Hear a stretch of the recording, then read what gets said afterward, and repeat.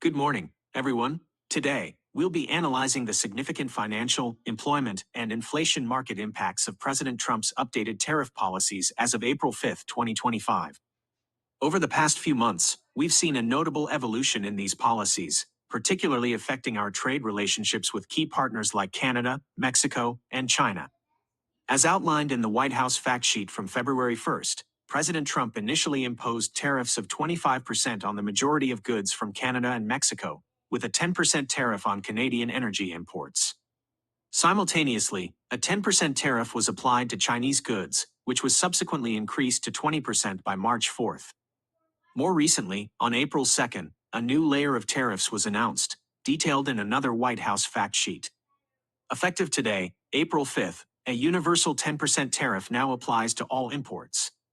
Furthermore, starting April 9th, individualized reciprocal tariffs, set at higher rates, will be levied on countries with substantial trade deficits with the United States.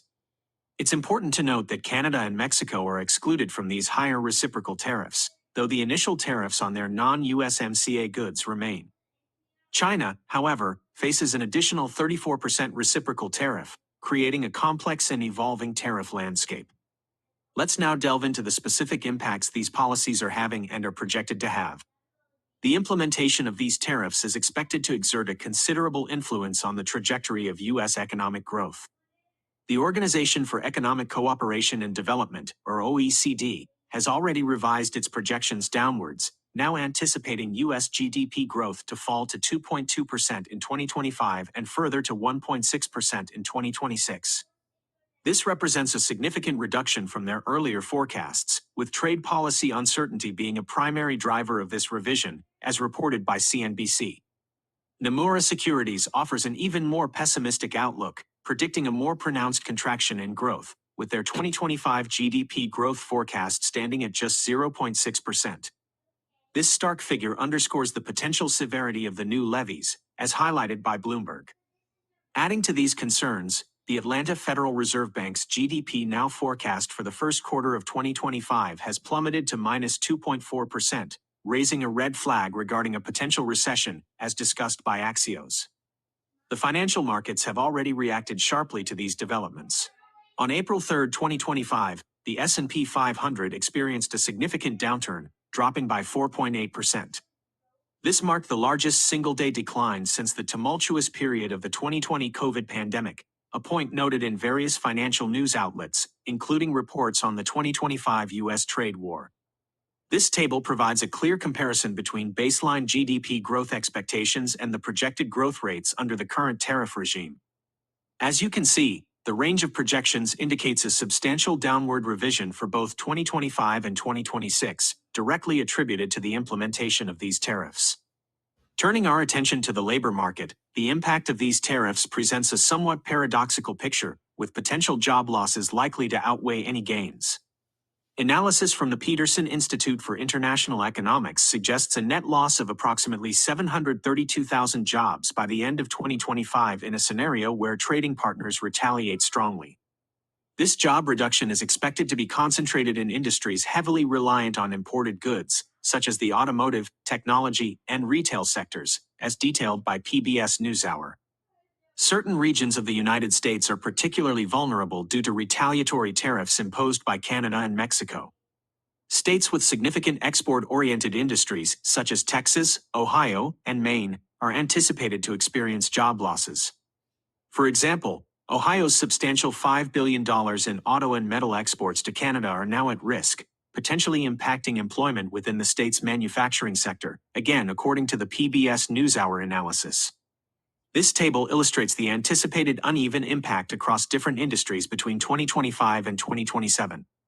While sectors like steel and aluminum might see modest job increases, the broader impact on major industries like automotive, technology, and retail is projected to be significantly negative, leading to an overall net loss of jobs based on current economic assessments. A key concern surrounding these tariffs is their potential to fuel inflation by increasing the cost of imported goods. Forecasts from various financial institutions indicate a notable uptick in inflation.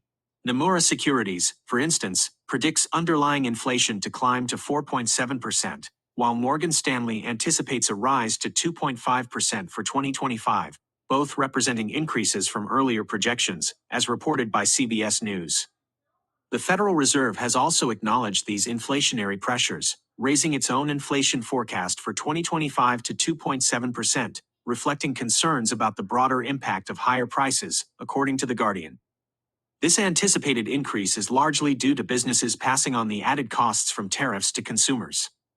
This will likely affect the prices of a wide range of goods, including electronics, clothing, and automotive parts, which are heavily reliant on imports from the affected countries. This table highlights the expected spike in inflation. While the historical inflation rate for 2024 stood at approximately 3.0%, the projected inflation rates for 2025, ranging from 2.5% to 4.7%, clearly indicate a significant upward pressure on prices. These projections exceed the Federal Reserve's target of 2%, raising concerns about the potential impact on consumer purchasing power. The ramifications of these tariffs extend far beyond the borders of the United States, posing a threat to global economic stability. In direct response to the U.S. tariffs, both Canada and Mexico have announced retaliatory measures. Canada, for example, has imposed tariffs of 25% on an estimated $155 billion worth of U.S. goods, as detailed in a press release from the Canadian Department of Finance.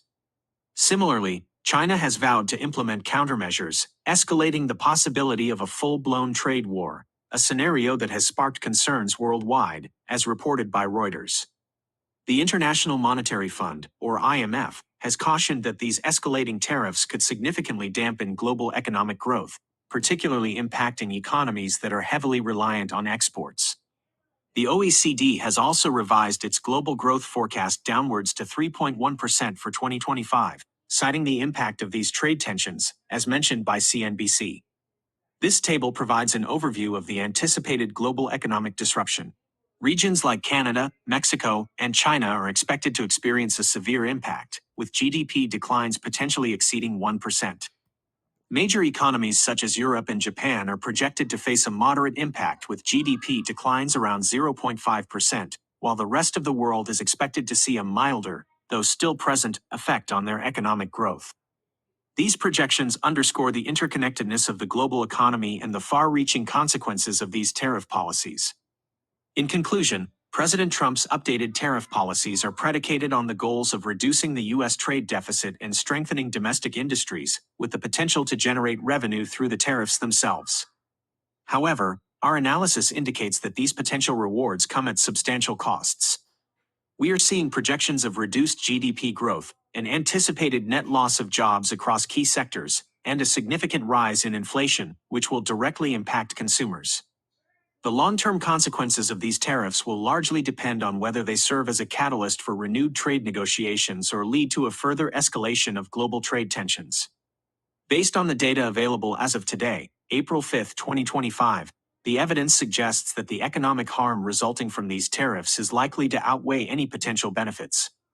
However, it is crucial to remember that the full impact of these evolving policies is still unfolding and will require continued monitoring and analysis.